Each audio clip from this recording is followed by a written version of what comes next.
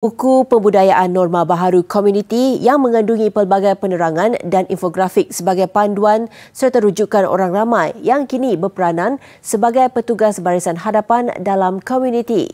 Dan bagi mendapatkan perinciannya, kita bersama wartawan Siti Khadijah Jaafar di Muar.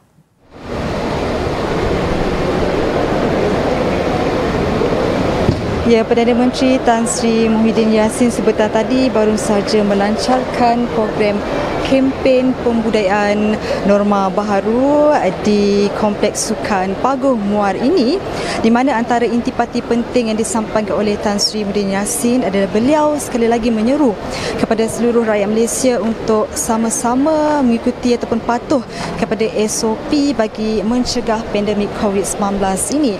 Dan bagi memperincikan lebih lanjut lagi mengenai kempen ini, bersama-sama saya ketika ini adalah Ketua Setiausaha Kementerian Komunikasi dan Multimedia, Datuk Suryani Ahmad. Terima kasih Datuk kerana bersama dengan kami di Bulletin 130. Jadi Datuk boleh perincikan tak mengenai kempen yang dilancarkan Tan Sri Muhyiddin Yassin ini, sejauh mana Datuk melihat kempen ini akan memberikan kesan kepada rakyat Malaysia, Datuk? Kempen ini sangat penting kerana kita tidak mahu leka dengan keadaan yang selesa macam ni. Kita perlu membudayakan norma baru kerana kalau kita mengamalkan norma baru ini, kita akan berjaya insya-Allah untuk memutuskan rantaian. Kita mesti cuba, kita mesti menang. So Kementerian Komunikasi dan Multimedia memulakan dengan kempen pembudayaan norma baru hari ini melalui pelancaran oleh Yang Amat Berhormat Perdana Menteri. Selepas daripada ini, kita akan mendengarlah jingles di supermarket, di malls mengenai budaya baru ini. Kita kena anggap ni sebagai satu yang norma dah bagi kita, ya, norma baru. Sebab apa? Kita biasakan diri kita bahawa memakai topeng itu adalah perlu untuk mencegah penularan ini.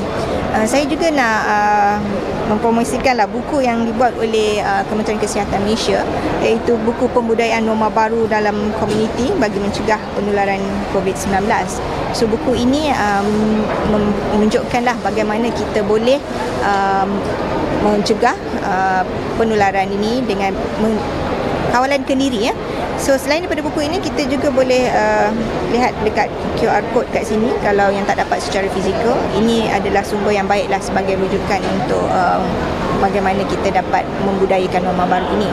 Selain daripada itu, melalui Jabatan Penerangan Malaysia juga, kita ada apa yang dipanggil Info on Wheels, yang mana mereka turun padang untuk mendidik rakyat kita macam mana perlunya kita menjaga kesihatan diri melalui penjagaan kebersihan, penjarakan fizikal, dan juga bagaimana kita boleh menegur rakyat lain yang mana yang engkar dengan SOP. Contohnya, baru-baru ni kita pun tahu ada yang pakai gelang merah jambu tu masih keluar. Sebenarnya itu adalah satu kesalahan. Jadi kita sebagai rakyat ada hak untuk menegur ataupun melaporkan kepada pihak yang berkaitan bahawa ada seseorang yang memakai gelang-gelang tersebut di luar sana. So bagi saya, kali ini kempen ini adalah mengenai rakyat kita ni ke depan.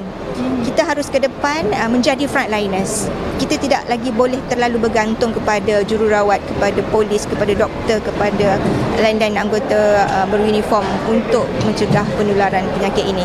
Jadi Datuk, ada yang juga yang bertanya bila kempen yang akan berlangsung, ada jangka masa yang disasarkan ke Datuk? Kita sasarkan hingga ke hujung tahun, ya, hingga 31 Disember mungkin, tapi ia banyak bergantung kepada keadaan semasa lah. Macam baru-baru ini pun kita dah tahu kan ada penularan baru, kluster Siva Gangga yang kita tidak sangka akan berlaku lagi.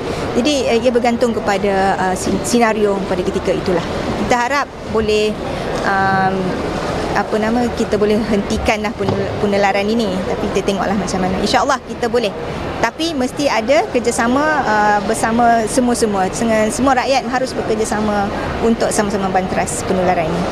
Terima kasih banyak Datuk Suryani, dan itu saja dulu perkembangan yang dapat saya bawakan langsung dari Kompleks Sukan Paguh ini, dan sama-sama kita menyokong dan mendukung kempen ini dan sama-sama menjaga antara kita supaya kita sama-sama dapat mengekang penularan wabak COVID-19 ini.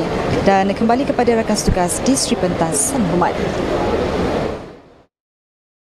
Vivo X50 Series, fotografi, definisi baharu, gimbal sensor sensitiviti mantap, pemandangan malam yang menakjubkan.